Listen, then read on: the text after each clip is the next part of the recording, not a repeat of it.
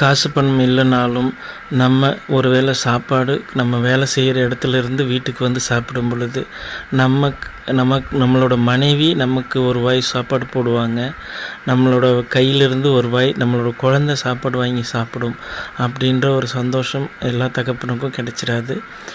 அதே மாதிரி தம்பி ஒன்றும் இல்லைங்க, தம்பி ஸ்கூலுக்கு போயிட்டான், ஒய்ஃப் வந்து வேலைக்கு போயிட்டாங்க. இன்னொருத்தரோட சுயநலத்தினால் அவங்க வந்து வேலைக்கு போயிட்டாங்க. பரவாயில்ல, அதையும் எல்லாத்தையும் தாங்கி கடந்து போகலாம். என்னடா இவன் பெரிய அம்பானி பரம்பரை ஸ்பூனில் தான் சாப்பிடுவார்லான்னு நினைக்காதீங்க.